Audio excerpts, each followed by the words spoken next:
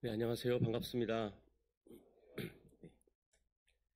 그, 제가 형님교회에서 그 강단 교류로 말씀을 나누게 된 게 5년 전이었습니다. 제가 듣고 형님교회에 오자마자 그 해에 강단 교류 주일에 형님교회에 오고요. 그 이후로는 온 적이 없습니다.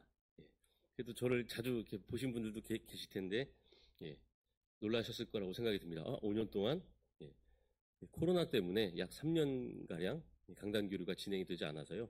아마 순서가 좀 뒤엉켜서 그랬던 것 같습니다. 제 목소리가 지금 어떤가요? 예. 제가 핑계가 아니라 그 지난주 월요일부터 급성 그 알레르기 비염과 그 기관지염에 걸려갖고 조마조마했습니다. 어제 밤까지도 계속 코를 풀고 기침을 하면서 내일 어떡하나 하는데 다행히 약을 좀 먹어서 괜찮은 것 같습니다. 근데 약간 좀 코맹맹이 소리가 나기 때문에 제가 안 그래도 발음이 안 좋은데 코맹맹이 소리가 심해질까봐 좀 걱정입니다. 제가 방금 목소리 말씀을 드렸는데요. 제가 아플 때 좀 억울한 적이 많습니다. 특히 저희 집에서 그런데요. 아프다 그러면 아무도 안 믿습니다. 어디 이제 급한 행사가 있거나 해서 순서를 맡았는데 감기가 심하게 걸려서 전화를 해서 죄송합니다. 감기가 심해서 못 가겠습니다. 그러면 다들 안 믿으십니다. 목소리가 멀쩡한데 되게 아픈 상태입니다. 그래서 우리는 종종 아픔이 겉으로 드러나지 않으면 그 아픔이 실제하지 않는다라고 생각하는 경우가 많습니다. 우리는 지금 2024년 4월을 함께 살아내고 있습니다. 지난주 4.3 항쟁부터 해서 4.16 또 4.19 혁명까지 이 4월은 아픔으로 점철된 우리의 역사입니다. 그리고 우리 사회는 지금도 여전히 겉으로는 드러나 있지 않지만 표가 나진 않지만 그 수많은 아픔과 고통으로 몸서리치고 신음하는 우리의 이웃들이 있습니다. 우리가 이 4월 한 달간 특히 겉으로 우리 눈엔 보이지 않지만 고통받고 신음하는 우리의 이웃들을 기억하며 그들과 함께 연대하고 동행하고자 결단하는 그런 시간이 되었으면 좋겠습니다. 우리는 애굽에서 있었던 유월절 사건에 대해서 너무나 잘 알고 있습니다. 그죠? 유월절 사건. 기다린 노예의 생활을 벗어버리고 새롭게 펼쳐질 자유의 삶을 향하기 전날 밤. 이스라엘은 결코 훗날 웃고 즐거워할 수만은 없는 그런 기억과 그런 아픔을 몸과 마음에 새기게 됩니다. 사실 우리는 유월절 그러면 이스라엘의 승리를 생각하기 쉽습니다.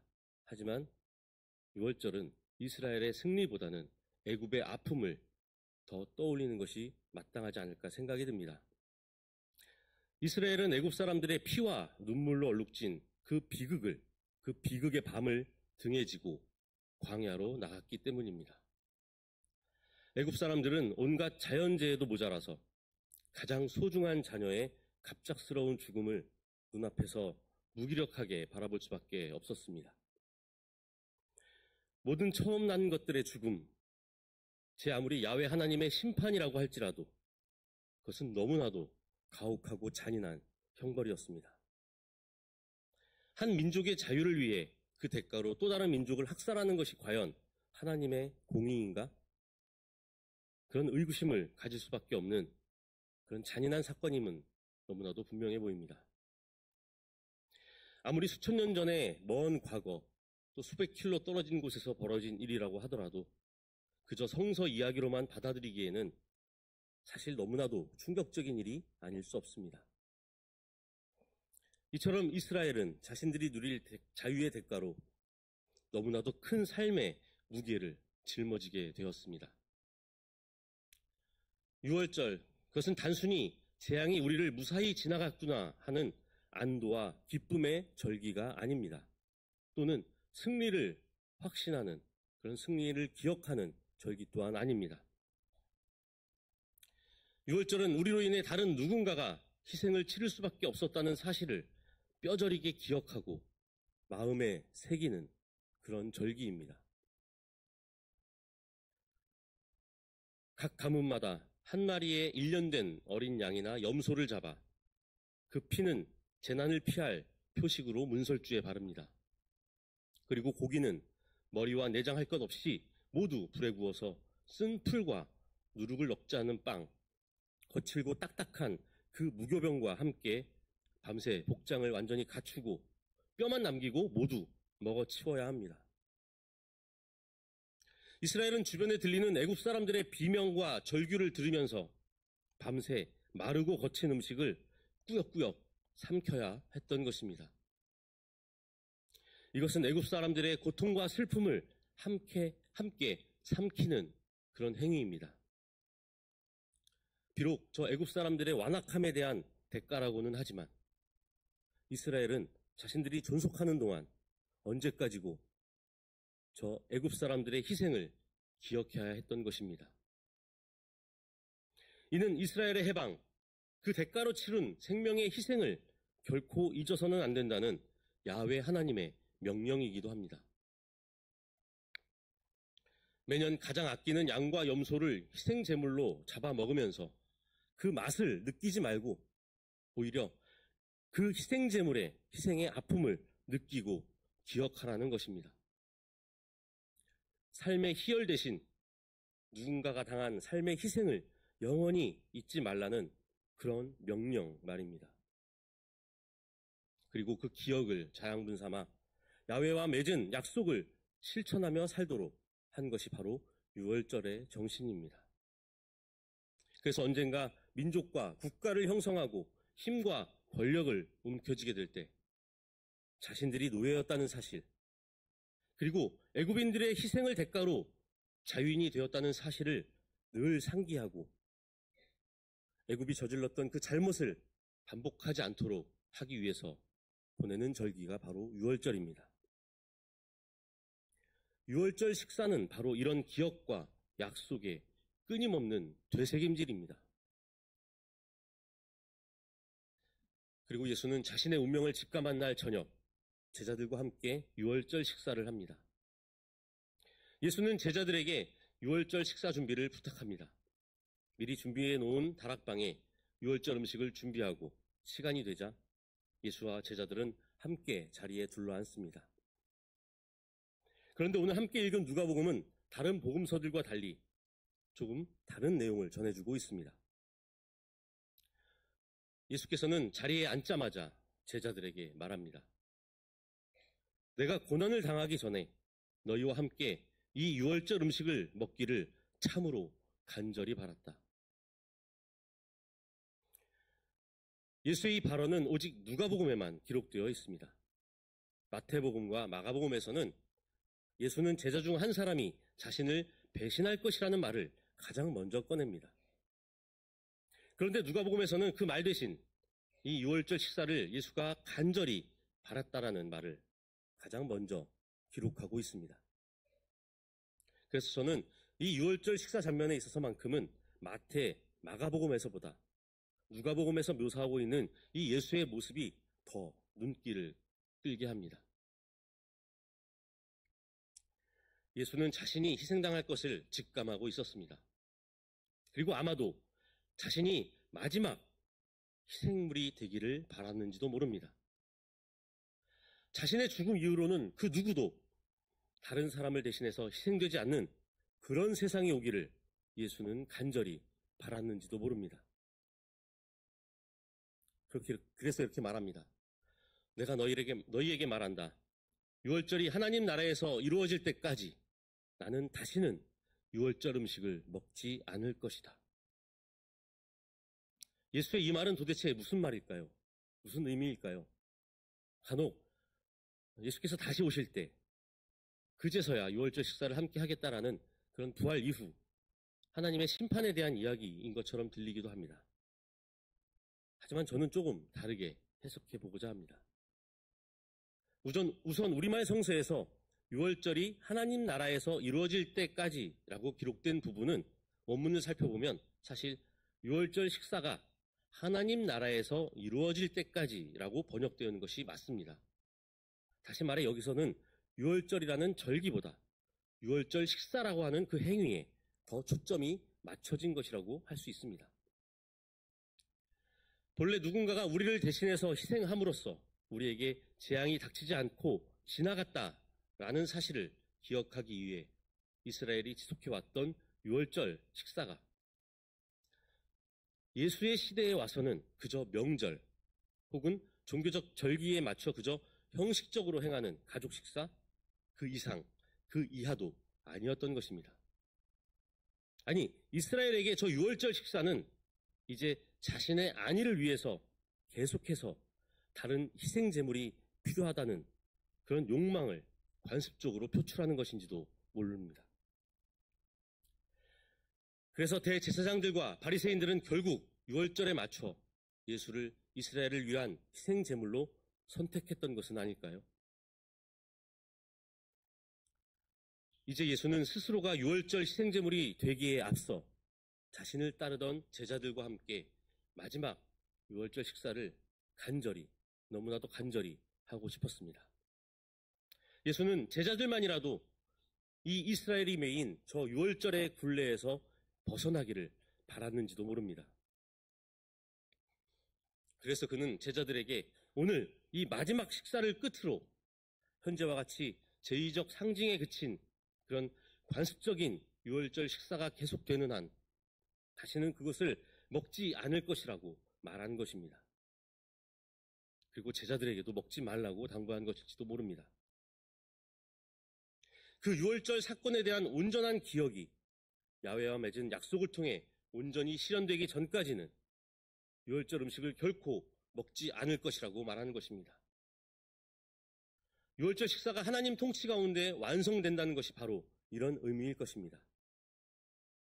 이제 도래할 하나님 나라에서는 더 이상 누군가를 위해 다른 희생 제물을 요구하지도 또 필요로 하지도 않는다는 것을 말하는 것입니다. 예수는 스스로 이스라엘을 위한 마지막 희생 제물이라고 생각합니다. 그래서 자신의 마지막 희생을 기억하고 다시는 다른 희생 제물을 요구하지 않을 것을 약속하라고 제자들에게 당부하고 있는 것입니다. 이것을 받아서 함께 나누어 마셔라. 내가 너희에게 말한다. 나는 이제부터 하나님 나라가 올 때까지 포도나무 열매에서 난 것을 절대로 마시지 않을 것이다. 포도나무 열매에서 난 것은 피를 상징하고 있습니다. 그리고 이 피는 애굽에서 처음 난 모든 것들을 죽이던 그 파괴자가 그냥 지나가도록 했던 표식이었습니다. 따라서 이제 그 희생자의 피를 함께 나눈다는 것은 더 이상 다른 희생제물의 피를 대가로 자신의 생명을 지키는 그런 비극적 사태를 멈추라는 것입니다. 이는 곧 하나님 나라에 도래 때까지 더 이상 다른 희생제물의 피를 요구하지 말고 그 피를 내 안전의 표식으로 삼지 말라는 뜻입니다.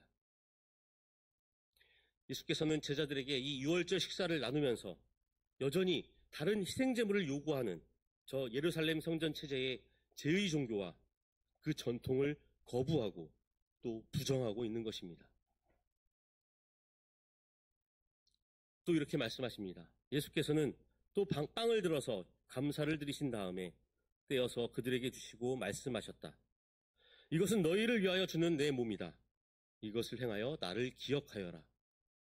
그리고 저녁을 먹은 뒤에 잔을 그와 같이 하시고서 말씀하셨다. 이 잔은 너희를 위하여 흘리는 내 피로 세우는 언약이다. 이 구절은 우리가 매번 이 부활하신 예수를 기억하며 행하는 성만찬 예식에서 똑같이 반복해서 읊는 구절입니다.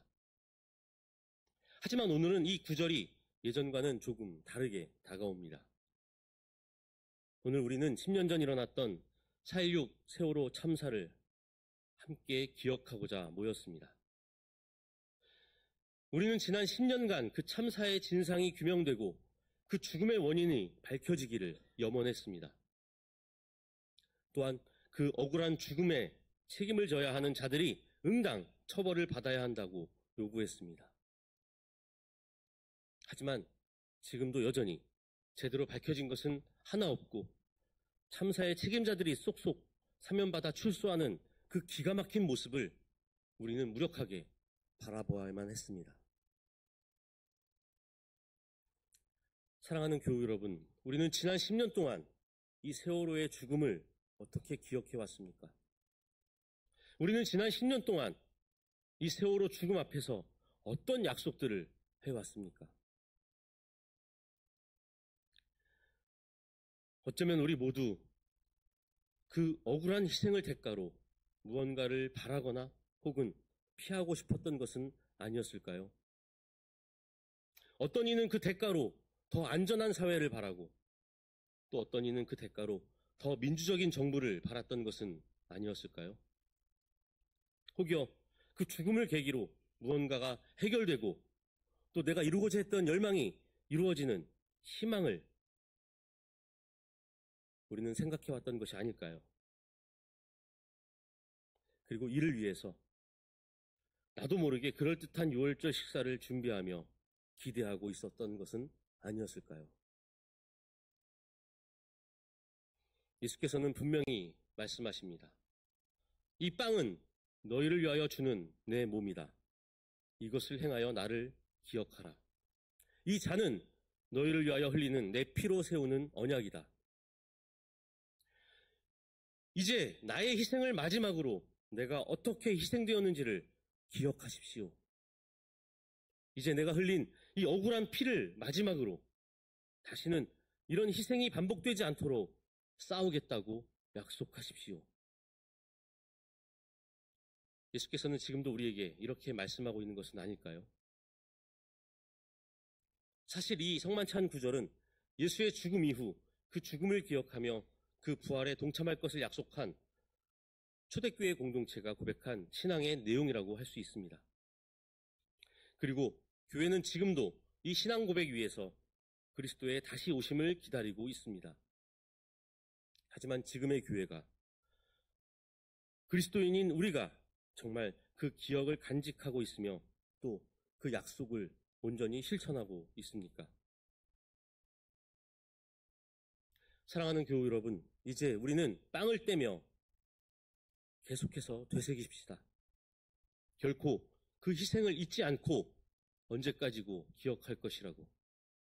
그리고 잔을 나누며 끊임없이 새롭게 약속하고 또 다짐합시다.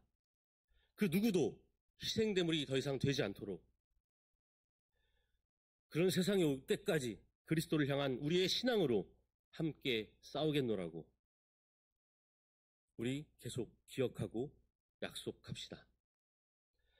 우리에게 주신 하늘 말씀입니다. 여러분은 오로지 그리스도의 복음에 합당하게 생활하십시오. 그리하여 내가 가서 여러분을 만나든지 떠나 있든지 여러분이 한 정신으로 굳게 서서 한 마음, 한 마음으로 복음의 신앙을 위하여 함께 싸우며 또한 어떠한 일에서도 대적자들을 두려워하지 않는다는 소식이 나에게 들려오기를 바랍니다. 이것이 그들에게는 멸망의 징조이고 여러분에게는 구원의 징조입니다. 이것은 하나님께서 하시는 일입니다. 하나님께서는 여러분에게 그리스도를 위한 특권, 즉 그리스도를 믿는 것뿐만 아니라 또한 그리스도를 위하여 고난을 받는 특권도 주셨습니다. 함께 말씀을 기억하며 침묵으로 기도하겠습니다.